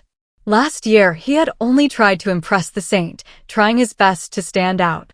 But this year, everything was different. This time, he harbored far more dangerous, almost insane thoughts. He would not fail again. The crowd buzzed with excitement, their voices blending into a thunderous roar. Caroline, listening from afar, felt a growing sense of unease. Approaching the target in front of everyone, it wouldn't be easy at all. Her eyes drifted toward the high seat in the distance, where all attention was focused. The real battle was about to begin. That was the legendary Saint Crystal, the sacred symbol of peace for the kingdom of Loano. As long as the saint prayed to it daily, it could suppress the terrifying monsters. In the game, Imprisoned Knight, this treasure was a divine gift from the goddess to the heroine, perhaps even the key to a future sequel. So the rumors were true. Even from afar, though she couldn't see it clearly, Caroline was certain it existed. And if she could obtain it, half of her plan would already be complete.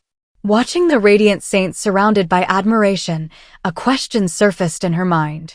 In her original world, she must have been deeply obsessed with this game, right?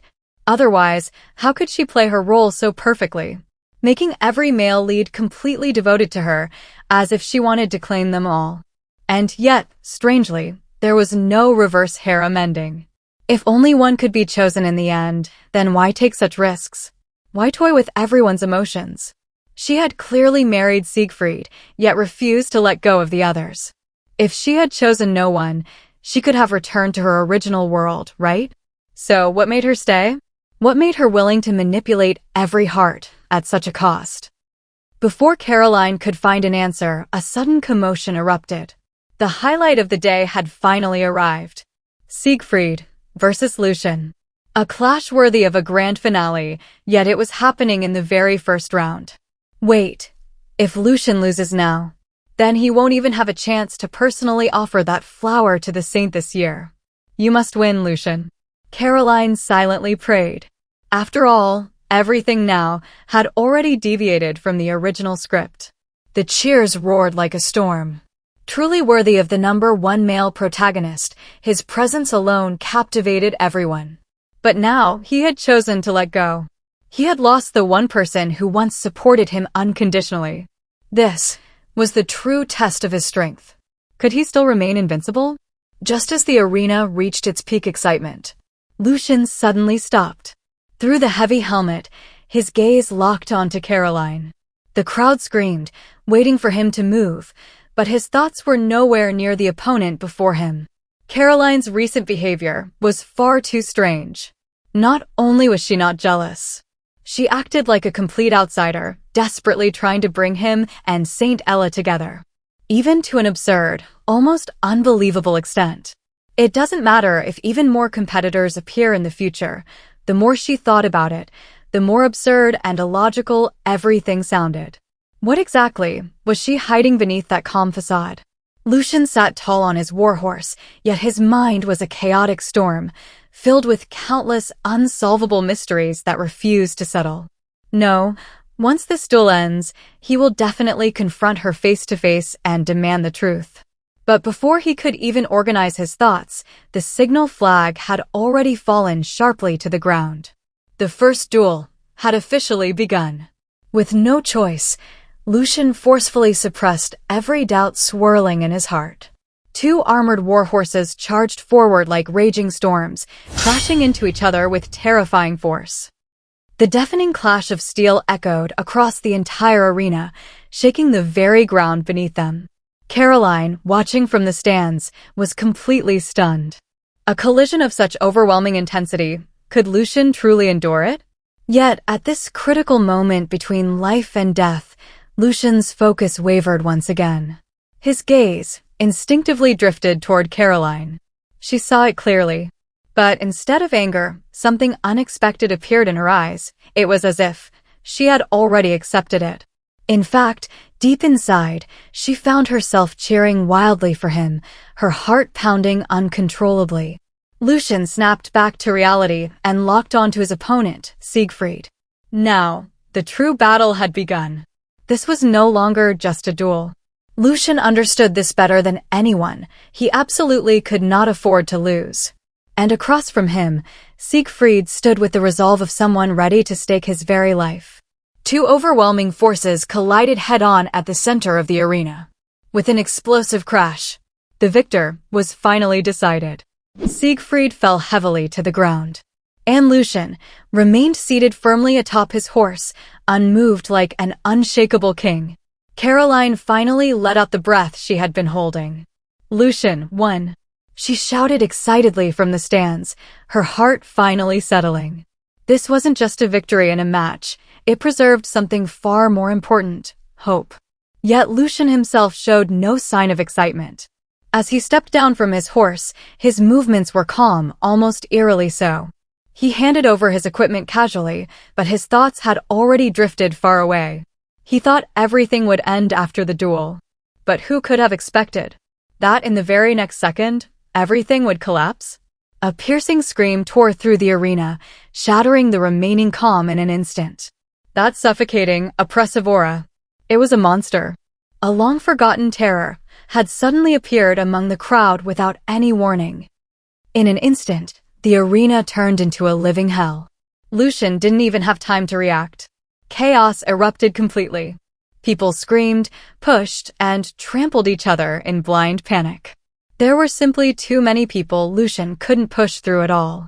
But in that moment, only one thought remained in his mind: Caroline. Her safety. Yet the chaotic crowd became an impenetrable barrier. Even the saint's side fell into complete disorder. A frightened girl clung desperately to her, refusing to let go. But the more she struggled, the more dangerous the situation became. Finally, unable to endure it any longer, the saint burst out in frustration. She forcefully shoved the girl away. The child was sent flying. Lucien struggled desperately, forcing his way forward through the sea of people. But he was too far. There was no way he could reach them in time. The monstrous shadow loomed closer, engulfing everything. At this critical moment of life and death, Caroline made a shocking decision. She didn't run. Instead, she stepped forward and shielded the fallen child with her own body. Her body trembled uncontrollably, as if it no longer obeyed her. But in her mind, there was only one thought: save this child. She had already accepted that she might not survive. Yet, the expected pain never came. Slowly, she opened her eyes and froze. Lucien was standing in front of her. He hadn't even thought about himself. His very first instinct was to make sure she was safe. Caroline was stunned. Why would he do this?